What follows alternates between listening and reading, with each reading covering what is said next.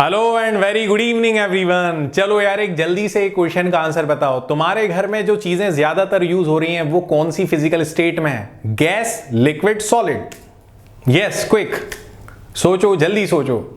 Correct answer है solid. हमारे घर में ज्यादातर चीजें हमारे चारों तरफ जो हम नोटिस करते हैं वो सॉलिड होती हैं। देख लो तुम चाहो तो तुम्हारे घर में रखी हुई चेयर से लेके तुम्हारे पेन तक, घर में आयरन की रॉड से लेकर एक प्लास्टिक के मटेरियल तक, स्टील के बने हुए यूटेंसिल से लेकर किसी भी अदर मटेरियल तक, आप देखोगे आपके घर में आपके चारों तरफ ज्यादातर जो चीजें यूज हो रही हैं वो सब सॉलिड मटेरियल है। तो आज से हम स्टार्ट करने वाले हैं सॉलिड स्टेट 12th बोर्ड का unit number 1।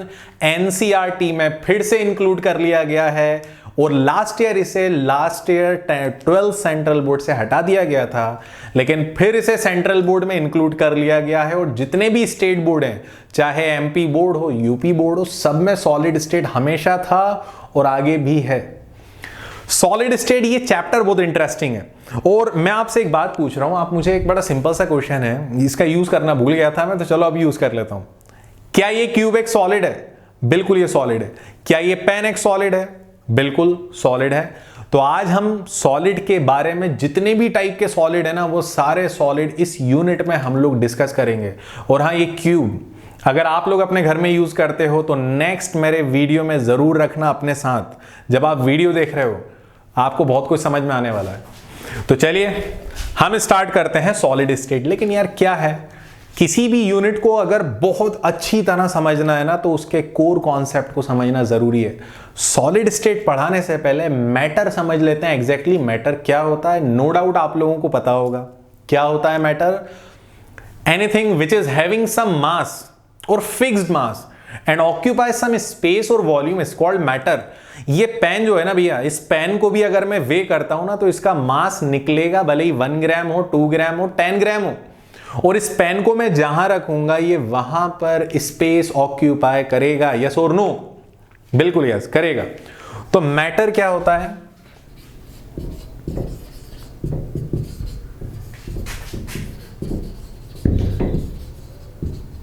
Anything which is having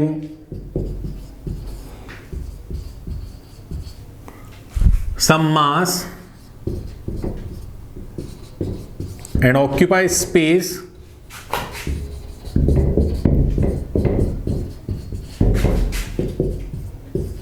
is called matter।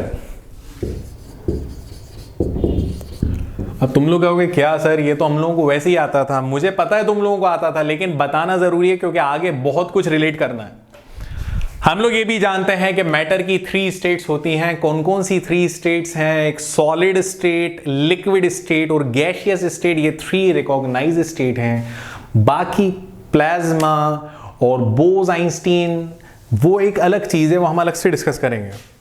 तो हम लोग अगर देखें मैटर की 3 रिकॉग्नाइज्ड स्टेट्स हैं। 3 स्टेट्स ऑफ मैटर कौन कौन सी स्टेट्स हैं? Solid, liquid and gas. चलिए बहुत अच्छा है, हम लोगों ने समझ लिया। क्या आप लोगों को पता है मैटर की कोई भी स्टेट हो कुछ पार्टिकल से बनी होती है? चाहे सॉलिड हो, लिक्विड हो या गैस हो, they made up of particles. ये कुछ पार्टिकल से बनी होती हैं और उन पार्टिकल्स को हम लोग एटम, मॉलिक्यूल्स या फिर आयंस बोल सकते हैं। यस और नो? बिल्कुल बोल सकते हैं, एटम, मॉलिक्यूल या आयन। अब यहां से ये जो मैंने तुम लोगों को बताया है, यहां से मैं लिंक करूंगा और आगे तक हम लोग आईआईटी एडवांस लेवल तक के क्वेश्चन करने वाले हैं। बस ध्यान रखना, जो बेसिक्स मैं आपको बता रहा हूं उसको मुझे रिलेट करना है आगे के हायर लेवल के टॉपिक में। तो नीट, क्लास 12th और आईआईटी एडवांस और मेंस लेवल के क्वेश्चन भी हम लोग करेंगे। फिलहाल आप लोग इतना नोट करो, मैं साइड हो रहा हूं, जल्दी से स्क्रीनशॉट लो, फिर इसे आगे बढ़ते हैं हम लोग। चलिए चलिए, हो गया काम। यस, कंप्लीट कर लिया आप लोगों ने।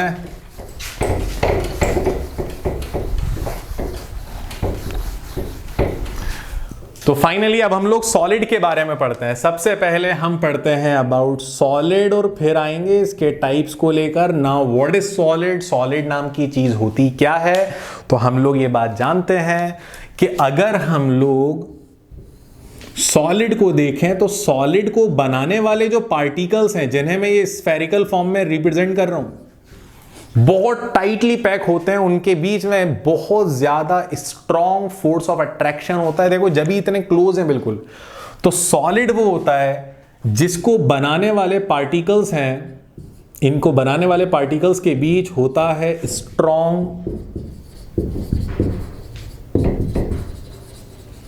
Intermolecular force of attraction.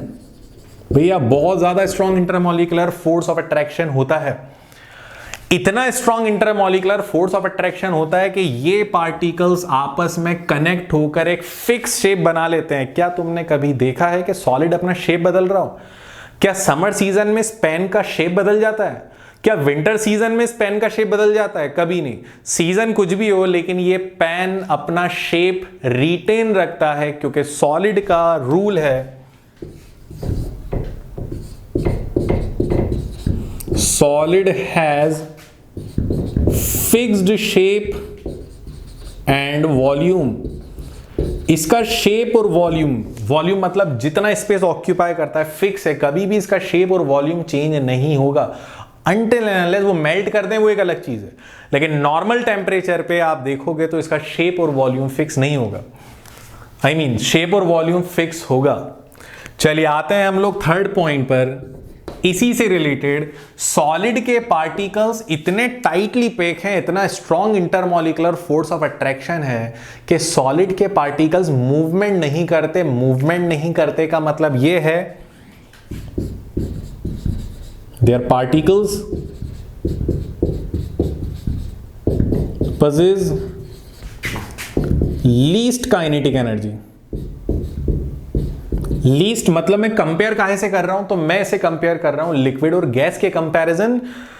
Liquid और गैस के कंपैरिजन अगर आप देखोगे ना, तो सॉलिड के पार्टिकल की काइनेटिक एनर्जी कुछ नहीं है, किसी काम की नहीं है, बिल्कुल जीरो है। Least kinetic energy and least compressibility.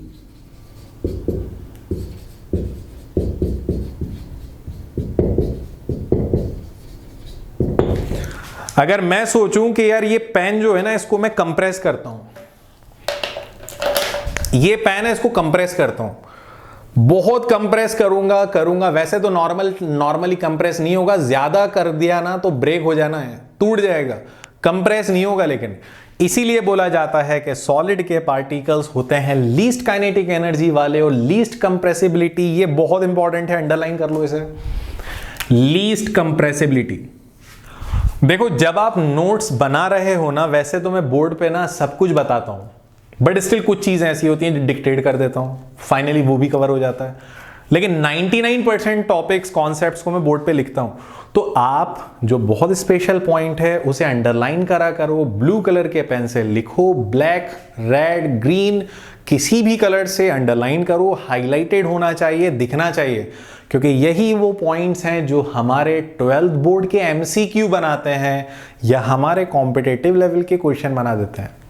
ध्यान रखना, बहुत स्पेशल है। There particles possess least kinetic energy and least compressibility. बिल्कुल ये बात सही है। और अब यहां पर हम लोग एक पॉइंट और देख लेते हैं कि सॉलिड का मेल्टिंग पॉइंट जनरली हायर होता है, तो ऑब्वियस ही बात है हायर होना ही चाहिए। हैविंग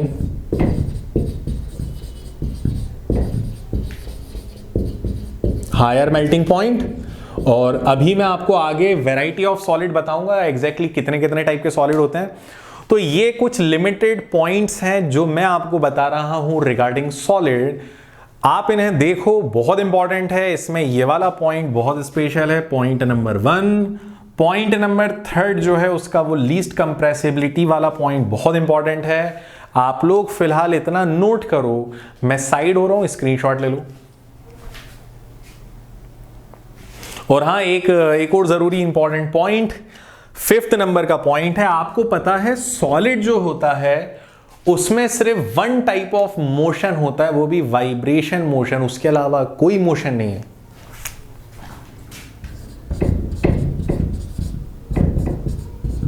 सॉलिड possesses only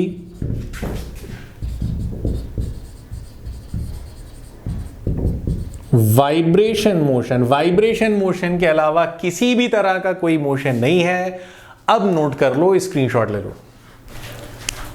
तो यहां पर हम लोगों ने सॉलिड कवर कर लिया, एग्जैक्टली सॉलिड क्या होता है समझ में आ गया। अब हम डिटेल में जाते हैं जरा कि सॉलिड कितने टाइप के हैं। तो मैं आपको बता दूं, सॉलिड के मेजरली अगर देखा जाए 2 टाइप्स होते हैं। कौन कौन से टाइप्स हैं मैं दोनों बता रहा हूं आपको। सॉलिड का फर्स्ट टाइप जो होता है ये कहलाता है crystalline solid. Crystalline solid, no doubt नाम से समझ में आ रहा है क्रिस्टल जैसे होने वाले हैं। और इसका सेकंड टाइप जो आता है ये कहलाता है amorphous solid. Amorphous solid exactly होते हैं नॉन क्रिस्टलाइन। समझ लेना, बहुत इंपॉर्टेंट है। देखो एक वर्ड है अमॉर्फ, यहां पर एक वर्ड है अमॉर्फ, ग्रीक वर्ड है, और इसका मतलब है शेपलेस, जिनका कोई फिक्स शेप नहीं होता। और इसी शेपलेस से बना है अमॉर्फस, इसी अमॉर्फ से बना है अमॉर्फस। अब क्या है मैं आपको 1 बाय 1 समझा रहा हूं, बहुत इजी है। क्रिस्टलाइन सॉलिड जो है, इन जब भी क्रिस्टलाइन सॉलिड बनते हैं तो इनके पार्टिकल्स का फिक्स्ड अरेंजमेंट होता है, रेगुलर या फिक्स्ड अरेंजमेंट होता है इनके पार्टिकल्स का। कैसे ये देख लो आप लोग। सपोज ये फर्स्ट पार्टिकल है, सेकंड, थर्ड, फोर्थ, बिल्कुल फिक्स प्रोपोर्शन में फिक्स प्लेस पर पार्टिकल्स जब इकट्ठा होते हैं उसके बाद जो सॉलिड तैयार होता है वो होता है क्रिस्टलाइन। लेकिन अमॉर्फस सॉलिड में हम लोग देखें तो अमॉर्फस सॉलिड में पार्टिकल्स का अरेंजमेंट होता है इर्रेगुलर। कैसे? सपोज फर्स्ट पार्टिकल यहां है, सेकंड यहां आ गया, फिर ये third particle, fourth particle, fifth particle, मतलब एक प्रॉपर प्लेन में एक प्रॉपर एक्सिस पे पार्टिकल अरेंज नहीं होते। तो यहां होता है इर्रेगुलर अरेंजमेंट ऑफ पार्टिकल्स। तो यहां पार्टिकल्स का जो अरेंजमेंट है वो बिल्कुल इर्रेगुलर है। अब इर्रेगुलर अरेंजमेंट होने से क्या प्रॉब्लम है मैं आपको बता रहा हूं। यहां पार्टिकल्स का रेगुलर अरेंजमेंट है, मैं इसे कहीं से भी कट करूंगा ना तो ये शो करेगा क्लीन क्लीवेज, मतलब बराबर से कट होगा, प्रॉपर कट होगा। ये शो करेगा clean cleavage, always shows clean cleavage. लेकिन अमॉर्फस के साथ प्रॉब्लम यह है कि इसके पार्टिकल्स आप देख सकते हो बिल्कुल भी रेगुलर नहीं है, इर्रेगुलर है। अगर मान लो मैं इसे यहां से कट करता हूं तो यहां से कट करने में पार्टिकल्स बराबर कट नहीं होंगे, पार्टिकल ये इर्रेगुलर कट होगा। कुछ पार्टिकल्स आगे पीछे है ना तो प्रॉपर कट नहीं होगा। प्रॉपर कट नहीं होने से ये शो करेगा इर्रेगुलर क्लीवेज। आपको इसका एग्जांपल दे रहा हूं, कहीं पे ग्लास अगर कट करा हो आपने ग्लास, तो उस ग्लास पर थोड़ा सा हाथ फील करके देखना, थोड़ी देर में फीलिंग आ जानी है तुम लोगों को, ब्लड आने लगेगा। क्यों? क्योंकि तुम्हारी फिंगर कट जाएगी। क्यों कटेगी? क्योंकि ग्लास जो कटा है ना, जो ग्लास को आपने क्लीवेज करा है, उसके पार्टिकल्स अभी भी बाहर निकले हुए हैं कुछ ऐसे। ये मान लो ये पीस ऑफ ग्लास है, तुमने इसे कट करा, तो जब कट करोगे तो उसके थोड़े बहुत पार्टिकल, माइन्यूट से पार्टिकल ऐसे बाहर निकले रहेंगे। तभी अगर हम इसको फील करके देखेंगे ना तो हमारी फिंगर में कट लगने का चांस ज्यादा है। तो ग्लास जैसे अमॉर्फस सॉलिड को अगर हम कट करते हैं तो ये कभी भी क्लीन क्लीवेज नहीं शो करते। तो लिख देता हूं, they never shows clean cleavage. अब तुम लोगों के दिमाग में आएगा कि यार ग्लास तो हमने जहां भी देखे ना वो तो बड़े प्रॉपर फाइन देखे हुए हैं, बिल्कुल फाइन एकदम फाइन करा जाता है भैया, उनको न्यूली कट लगाने के बाद उन्हें प्रॉपर फाइन करा जाता है। जो उनकी एजेस निकली होती है ना, उनको भी प्रॉपर फाइन करा जाता है बाद में। लेकिन जब आप उनकी क्लीवेज करोगे तो कभी भी क्लीन क्लीवेज नहीं शो करेगा, रिमेंबर। तो क्रिस्टलाइन सॉलिड शो करता है क्लीन क्लीवेज, लेकिन अमॉर्फस सॉलिड कभी भी क्लीन क्लीवेज नहीं शो करता है, क्योंकि इसके पार्टिकल फिक्स हैं। तो उनके बीच एक प्रॉपर अट्रैक्शन है, जिसकी वजह से usually crystalline solid possess sharp melting point। Usually ये देखा जाता है कि ज्यादातर क्रिस्टलाइन सॉलिड ऐसे हैं जिनका मेल्टिंग पॉइंट शार्प होता है, क्योंकि पार्टिकल्स का अरेंजमेंट रेगुलर है ना, तो प्रॉपर फोर्स के साथ जुड़े हुए हैं। अब क्योंकि यहां पे पार्टिकल इररेगुलर अरेंज है तो इनका मेल्टिंग पॉइंट भी कम होगा, तो ये शो करेंगे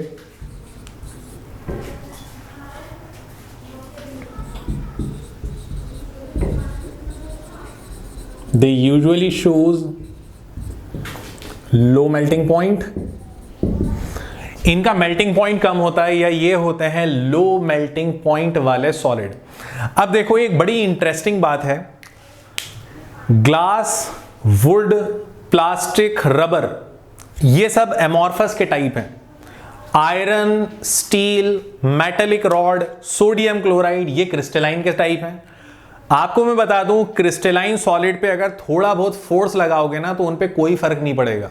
आप खुद इमेजिन करो ना, एक तरफ आयरन की रॉड लो और एक तरफ आप प्लास्टिक की रॉड ले लो। आपने आयरन की रॉड पे थोड़ा बहुत फोर्स लगाया, कुछ खास फर्क नहीं पड़ेगा, लेकिन ग्लास या प्लास्टिक पे फोर्स लगाओगे या तो वो बेंड हो जाएगा या वो टूट जाएगा। इसका मतलब ये है कि थोड़ा बहुत फोर्स जो है ना, they never distorted by mild force। थोड़ा बहुत फोर्स लगाने से इन पे कोई फर्क नहीं पड़ता, बिल्कुल चलता है, चलेगा। लेकिन अमॉर्फस सॉलिड पे अगर थोड़ा बहुत फोर्स लगाओगे टूट जाएंगे या बेंड हो जाएंगे। तो यहां पर हम लोग लिख लेते हैं they get distorted by mild force या कंप्रेसिबिलिटी। तो जगह की कमी है, फिलहाल आप लोग इतना नोट कर लो, थोड़ा बहुत फोर्स लगाओगे ना अमॉर्फस सॉलिड या तो बेंड हो जाएगा या टूट जाएगा, लेकिन क्रिस्टलाइन पे कोई फर्क नहीं पड़ेगा। जल्दी से इतना नोट करो, आगे बढ़ते हैं हम लोग। तो यहां पर आप लोगों ने स्क्रीनशॉट ले लिया है या नोट कर लिया है। मैं पॉइंट नंबर 1 और 2 को रब कर रहा हूं, इनफैक्ट ये सभी रब कर देता हूं मैं।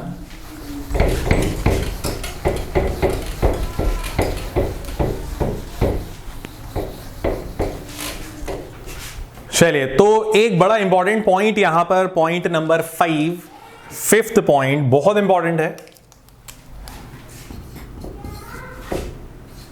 Crystalline solid are anisotropic. देखो, क्रिस्टलाइन सॉलिड होते हैं एनआइसोट्रॉपिक। एनआइसोट्रॉपिक का मतलब यह है, मैं आपको एग्जांपल दे रहा हूं। डायमंड एक क्रिस्टलाइन सॉलिड है, NaCl भी एक क्रिस्टलाइन सॉलिड है, नमक। क्या दोनों की फिजिकल स्टेट सेम है? डायमंड हार्डेस्ट सॉलिड है, वहीं पर सॉल्ट उतना हार्ड नहीं है। डायमंड हर सिचुएशन में बैड कंडक्टर है, लेकिन NaCl गुड कंडक्टर होता है सॉल्यूशन में। फिजिकल प्रॉपर्टीज में डिफरेंट है ना, तो क्रिस्टलाइन सॉलिड की फिजिकल प्रॉपर्टीज में डिफरेंस आता है फिजिकल प्रॉपर्टीज में, इसीलिए इनको बोलते हैं एनआइसोट्रॉपिक। ये टर्म याद कर लेना, बहुत इंपॉर्टेंट है। चलो इसका मीनिंग भी प्रॉपर लिख रहा हूं। Anisotropic, that is their physical properties are different in different direction।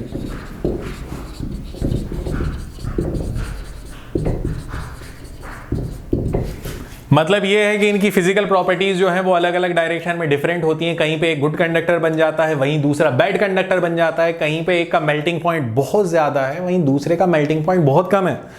तो ये वाला पॉइंट बहुत इंपॉर्टेंट है, दे आर एनाइसोट्रॉपिक। वहीं पे अमॉर्फस को अगर हम देखेंगे ना तो ये तो बिल्कुल उसका अपोजिट जाएगा। तो अमॉर्फस सॉलिड क्या होंगे?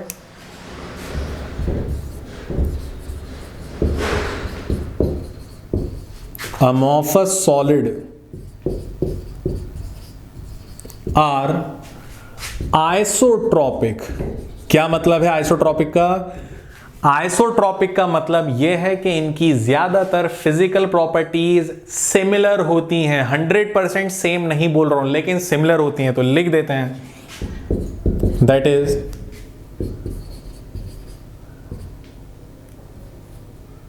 दे possess similar physical properties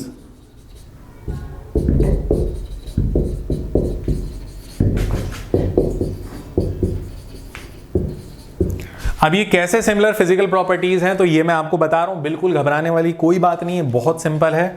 देखो अमॉर्फस सॉलिड का एग्जांपल अब तुम खुद देखना और बताना क्या इनकी फिजिकल प्रॉपर्टीज सिमिलर है या नहीं है। अमॉर्फस सॉलिड के एग्जांपल में आता है, बेस्ट एग्जांपल में आता है ग्लास, प्लास्टिक। जल्दी चेक करके बताओ क्या ये दोनों या दोनों में से कोई एक भी गुड कंडक्टर है? तो आपका आंसर होगा नो, दोनों बैड कंडक्टर हैं। क्या दोनों का मेल्टिंग पॉइंट बहुत ज्यादा है या कोई ऐसा है कि एक का मेल्टिंग ज्यादा और दूसरे का कम हो? तो आंसर है नो, दोनों का मेल्टिंग कम है। तो दोनों या जितने भी अमॉर्फस सॉलिड हैं उनकी फिजिकल प्रॉपर्टीज काफी ज्यादा मैच करती हैं, रिजेंबल करती हैं, इसलिए इनको बोलते हैं isotropic. Glass, plastic, would and rubber, ये सब आता है अमॉर्फस सॉलिड में। वहीं पर अगर हम क्रिस्टलाइन सॉलिड को देखें तो क्रिस्टलाइन सॉलिड में आता है डायमंड, ग्रेफाइट, NaCl जिसे हम कॉमन सॉल्ट कहते हैं, लेकिन सॉलिड स्टेट में इवन आइस और ड्राई आइस।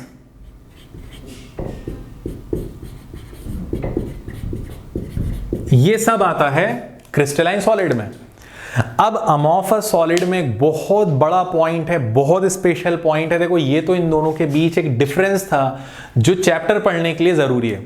अब मैं आपको एक बात बता दूं, इस चैप्टर में आप आगे देखोगे कि हमें इस चैप्टर में प्योरली क्रिस्टलाइन सॉलिड को पढ़ना है। पहले तो हमने पढ़ा एग्जैक्टली सॉलिड क्या होता है, फिर सॉलिड के 2 टाइप्स डिटेल में देखे, और उन दोनों टाइप के बाद फाइनली अब इस यूनिट में जो हमें बिल्कुल प्योरली पढ़ना है वो क्रिस्टलाइन सॉलिड पढ़ना है। लेकिन एक बहुत बड़ा कोर कॉन्सेप्ट है, वो क्या कॉन्सेप्ट है पहले आप ये नोट कर लो, फिर मैं रब करके बता रहा हूं। ओके, होपफुली आप लोगों ने नोट कर लिया होगा, मैं इसे रब कर रहा हूं, बहुत इंपॉर्टेंट पॉइंट है।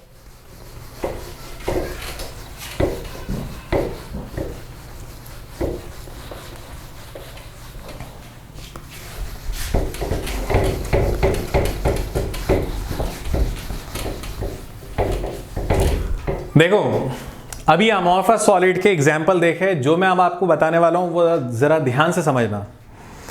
मान लो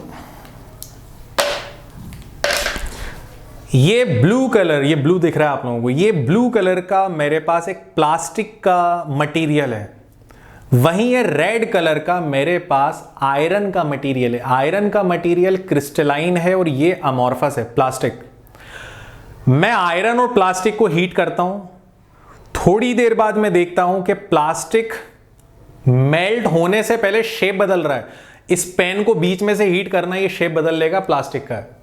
लेकिन आयरन की रॉड को तुम हीट करते जाओ, वो रेड हो जाएगी, रेड से ब्लू व्हाइट हो जाएगी पूरी तरह। जब तक मेल्ट नहीं होगी तब तक उस रॉड का शेप नहीं बदलेगा, खुद से शेप नहीं बदलता।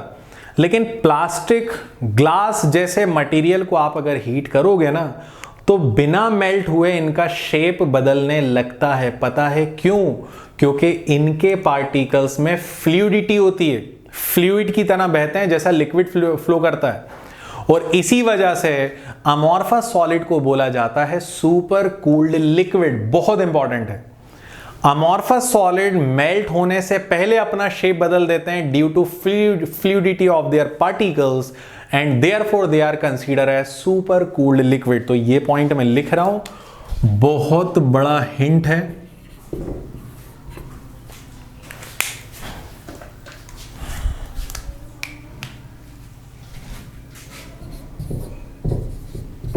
Due to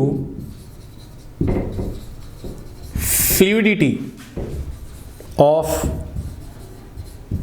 particles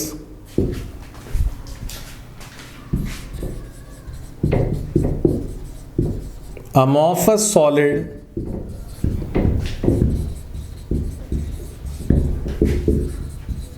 changes their shape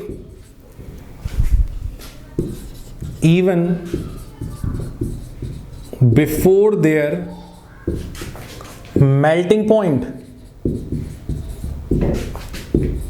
या मेल्टिंग टेम्परेचर। मेल्ट होने से पहले ही अपना शेप बदल देते हैं। तुम प्लास्टिक को जलाकर देखना, प्लास्टिक बिना मेल्ट हुए शेप बदलना शुरू कर देता है।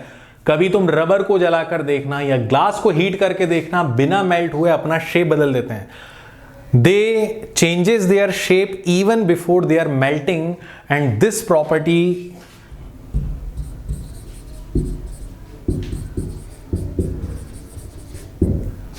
Property of solid represent their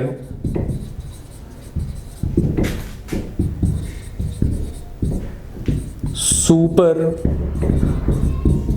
cooled liquid nature और टेंडेंसी। यही प्रॉपर्टी है जिसकी वजह से इन सॉलिड को हम लोग बोलते हैं सुपर कूल्ड लिक्विड। तो 12th बोर्ड में, चाहे आप स्टेट बोर्ड के हो या सेंट्रल बोर्ड के, ये क्वेश्चन बहुत बार पूछा गया है। Why glass is consider a super cooled liquid. तो चाहे ग्लास हो या प्लास्टिक हो, हम लोग जानते हैं ये अमॉर्फस सॉलिड की कैटेगरी में आता है और अमॉर्फस सॉलिड में फ्लूइडिटी होती है। ये भी बहुत इंपॉर्टेंट पॉइंट है। पार्टिकल्स की फ्लूइडिटी होती है जिसकी वजह से ये बिना मेल्ट हुए अपना शेप बदल देते हैं और इसी वजह से इनको बोला जाता है सुपर कूल्ड लिक्विड। और यही रीजन है कि कभी किसी बिल्डिंग में, बहुत पुरानी बिल्डिंग है, विंडो ग्लासेस बहुत पुराने हो चुके हैं, तो तुम नोटिस करोगे कि विंडो ग्लास जो है वो नीचे से थिक हो जाते हैं। विंडो ग्लास बॉटम से थिक हो जाते हैं। चेक करके देखना। पता है क्यों?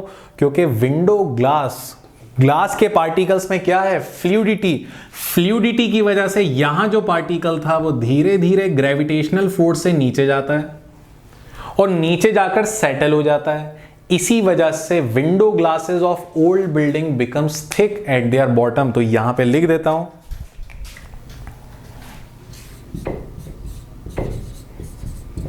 Due to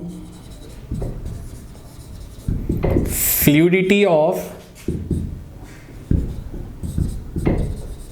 glass particles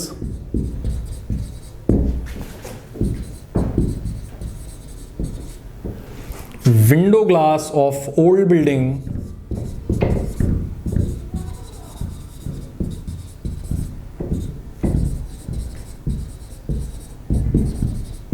becomes thick at their bottom। तो भैया ये बहुत बड़ा कॉन्सेप्ट और बहुत यूजफुल कॉन्सेप्ट इस वक्त आपको बोर्ड पर आपके सामने नजर आ रहा है। आप लोग इस कॉन्सेप्ट को बिल्कुल मत भूलना। ये आपके 12th बोर्ड तो ठीक है, साथ में किसी भी कॉम्पिटिटिव एग्जाम में क्वेश्चन बना सकता है। ये कॉन्सेप्ट हमारे एनसीईआरटी के एग्जाम्पल्स में क्वेश्चन दिया हुआ है। Why glass is consider a super cooled liquid. तो हम लोगों को पता है क्यों सुपर कूल्ड लिक्विड होता है। Due to fluidity of their particle they changes their shape even before their melting point. Why window glass of old building become thick at their bottom. तो ये आपका सेकंड आंसर आ गया। देखो, topic cover ऐसे करना है कि हमें एनसीईआरटी का एग्जाम्पल से लेके उसकी एक्सरसाइज तक सब कुछ बनना चाहिए। और अगर हम किसी आईआईटी या नीट लेवल की बुक उठा रहे हो तो उसका हर एक एमसीक्यू हमसे बनना चाहिए, तब जाकर हमारी प्रिपरेशन परफेक्ट है। आप पहले अपने आप को जज करो कि आप किस लेवल के लिए तैयारी कर रहे हो। क्या आप सिर्फ बोर्ड की प्रिपरेशन कर रहे हो? तो बोर्ड की प्रिपरेशन कर रहे हो तो फिर उधर आईआईटी और नीट के एमसीक्यूज को करने के लिए टाइम वेस्ट मत करना, अगर आपकी कुछ और फ्यूचर प्लानिंग है। But most of the student जो क्लास 12 में मैथ साइंस या बायो साइंस के हैं वो बोर्ड के साथ कॉम्पिटेटिव की भी प्रिपरेशन करते हैं, और मेरा सजेशन ये है कि करना चाहिए, इससे आपका बोर्ड का रिजल्ट अच्छा होता है। नोट कर लो। आज हमारा सॉलिड स्टेट यूनिट का डे 1 यहीं पर हम लोग कंप्लीट करते हैं। नेक्स्ट वीडियो बहुत बहुत इंपॉर्टेंट है, जहां पर हम पढ़ने वाले हैं unit cell, types of crystalline solid. आप लोग अगर एनसीईआरटी बुक या कोई भी बुक आपके पास है तो आप टॉपिक कवर करके उसके क्वेश्चंस भी करते रहो, और हमारे लाइव लेक्चर में जो हम प्राइवेट करके लाइव लेक्चर लेते हैं, अगर आपको उस लाइव लेक्चर में भी ज्वाइन करना है तो आप हमारे दिए गए नंबर पे हमसे कांटेक्ट कर सकते हैं। That's all for today, thank you very much. और गाइज कुछ भी क्वेरी है तो प्लीज मैसेज कर सकते हैं या कमेंट कर सकते हैं।